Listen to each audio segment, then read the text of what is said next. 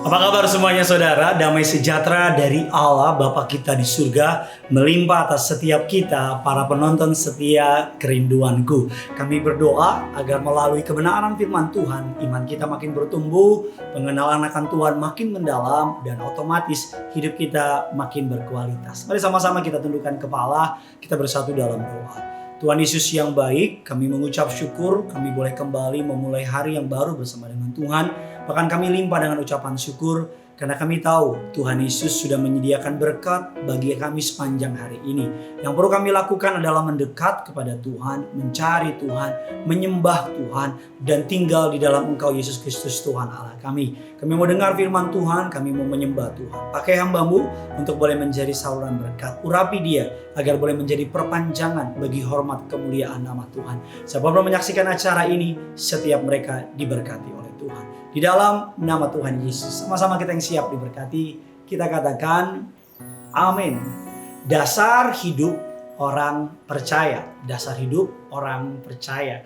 Setiap kita hidup ini ditentukan oleh dasarnya. Sebuah gedung, sebuah bangunan selalu pada mulanya berbicara mengenai dasar. Karena pondasi menentukan ketinggian. Kalau saudara ingin dipakai Tuhan secara hebat, maka pondasinya pasti lebih dalam. Gedung lantai 1 dengan gedung berlantai 10 atau lebih, pondasinya berbeda. Karena dasar menentukan ketinggian. Semakin Tuhan ingin pakai saudara, maka pondasi saudara akan semakin diperkuat oleh Tuhan. Celakanya ada banyak orang tidak memperdulikan pondasi. Karena mereka ingin segera kelihatan. Mereka nggak mau menanti atau tidak mau melewati sebuah proses. Mereka ingin melihat bangunannya segera tinggi. Banyak orang ingin langsung segera dipakai Tuhan secara luar biasa. Banyak orang pengen sukses secara instan, tapi nggak punya pondasi yang kuat. Dan kita akan belajar dasar hidup orang percaya. Kita buka dasar kebenaran firman Tuhan. Terambil dari Matius 16, ayatnya yang ke-13 dan ayat yang ke-20. Setelah Yesus tiba di daerah Kaisarea Filipi, ia bertanya kepada murid-muridnya, "Kata orang, siapakah anak manusia itu?"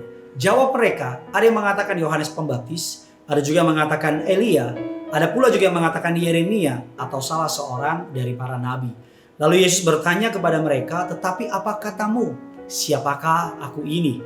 Maka jawab Simon Petrus, "Engkau adalah Mesias, anak Allah yang hidup."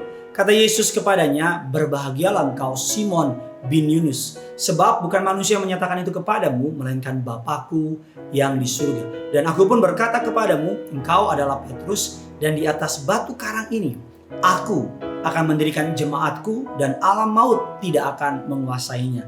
Kepadamu akan kuberikan kunci kerajaan surga. Apa yang kau ikat di dunia ini akan terikat di surga. Apa yang kau lepaskan di dunia akan terlepas di surga." Ayat yang ke-20, lalu Yesus melarang murid-muridnya supaya jangan memberitahukan kepada siapapun bahwa ia adalah Mesias. Dari perikop ini kita akan belajar beberapa kebenaran apa yang menjadi dasar hidup orang percaya.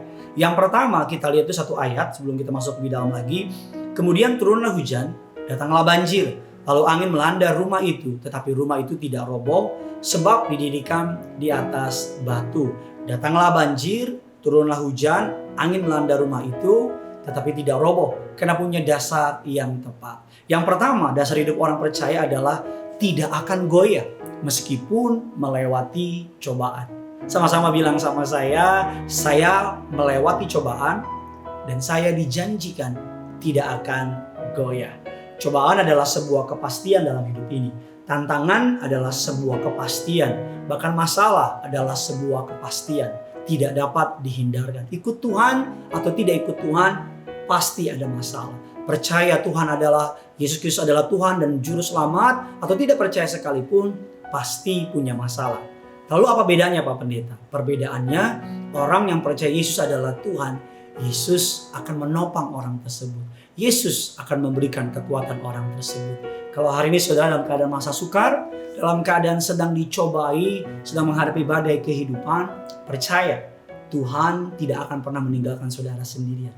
Dia akan menguatkan engkau, dia akan meneguhkan engkau. Bahkan Alkitab mengatakan dia akan memberikan jalan keluar ketika kita dicobai. Yang kedua, dan aku berkata kepadamu, engkau adalah Petrus, dan di atas batu karang ini aku akan mendirikan jemaat.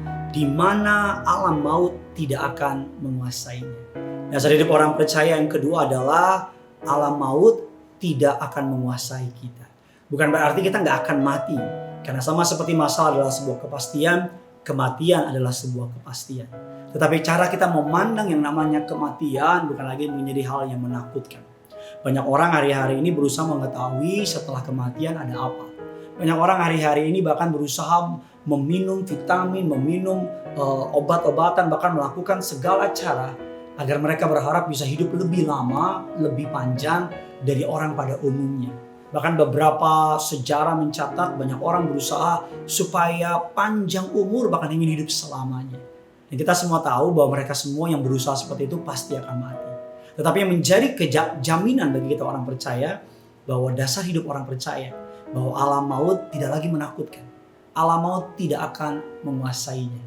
Karena sekalipun nanti kita meninggalkan dunia ini, roh kita akan bersama-sama dengan Bapa di surga. Maka kita mengatakan akan diberi tubuh kemuliaan. Kita mengatakan ada jaminan. Sebuah kematian adalah tutup mata di bumi, buka mata di surga. Selama kita hidup, memberi buah bagi nama Tuhan. Kalau kita mati, kita akan berjumpa dengan Tuhan kita Yesus Kristus. Dasar kehidupan orang Kristen yang ketiga, yang terakhir, kepadamu akan kuberikan kunci kerajaan surga.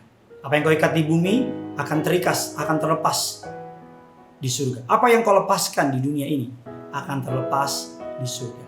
Yang ketiga, yang terakhir, memiliki kuasa untuk mengikat dan melepaskan di dalam nama Tuhan kita Yesus Kristus. Alkitab memberikan jaminan bahwa sekalipun dicobai kita tidak akan goyah. Alam maut tidak lagi menakuti, alam maut tidak dapat menguasai kita. Dan yang ketiga, kita mengatakan kita diberikan kuasa bahwa apa yang saudara ikat di bumi akan terikat di surga. Apa yang saudara lepaskan di bumi akan terlepas di surga. Ayat ini bicara mengenai sebuah janji. Bahwa Allah menjanjikan sebuah kuasa, otoritas, power yang luar biasa. Bahwa doamu akan didengar oleh Tuhan. Bahwa setiap saudara berdoa, surga bergerak mendengar doa saudara.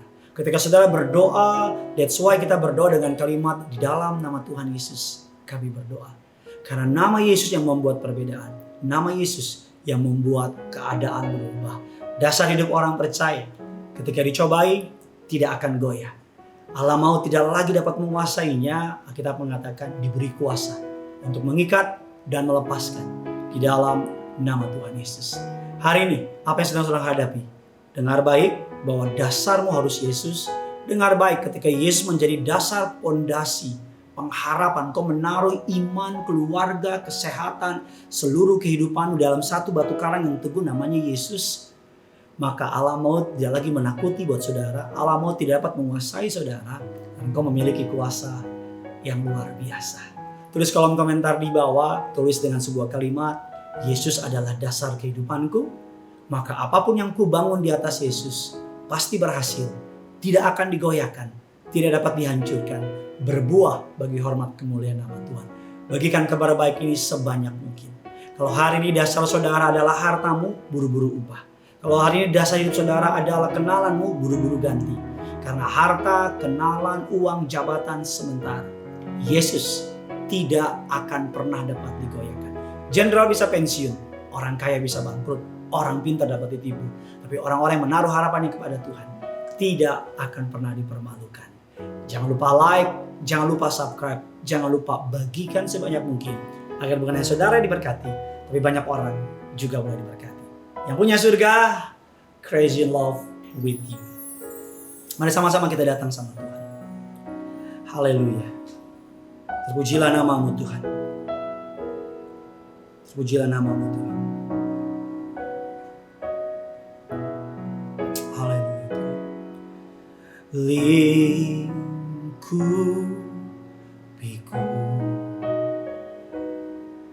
dengan sayapmu,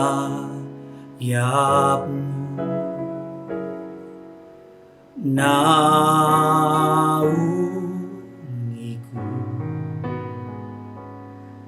dalam kuasamu.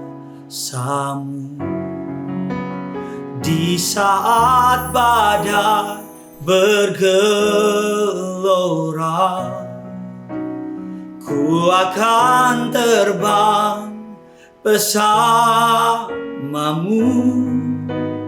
Bapa, kau Raja atas semesta, ku tenang sebab kau Allahku.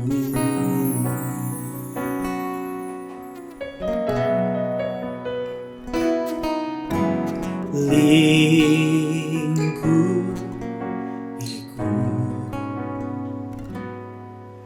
dengan sayapmu, naungiku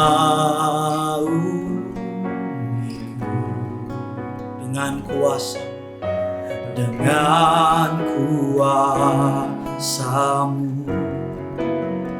Di saat badai bergelora,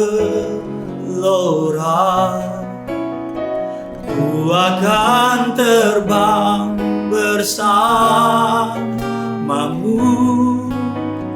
Bapa, kau Raja atas semesta, ku tenang sebab kau Allahku. Di saat badai bergelora,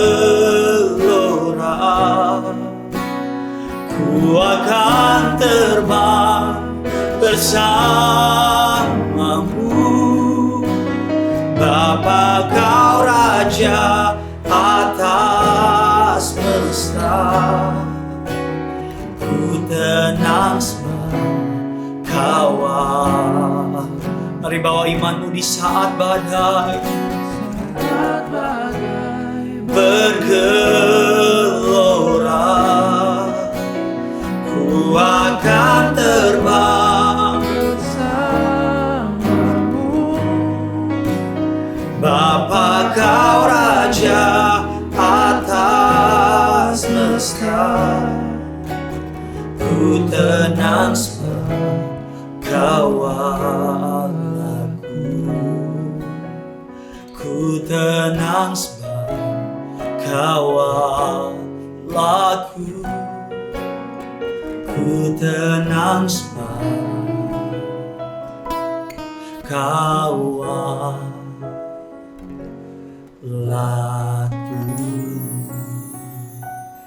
Lagu ini mengingatkan kita bahwa masalah boleh datang, badai kehidupan pasti datang. Tapi lagu ini mengatakan bahwa kita akan terbang bersama dengan Tuhan. Tapi lagu ini dimulai dengan sebuah kalimat, lingkupi aku, naungi aku, dengan sayapmu, dengan kuasamu. Lagu ini ditutup dengan sebuah kalimat, aku tenang sebab kau Allah. Orang-orang yang menaruh harapannya kepada Yesus, Alkitab mengatakan tidak akan dipermalukan.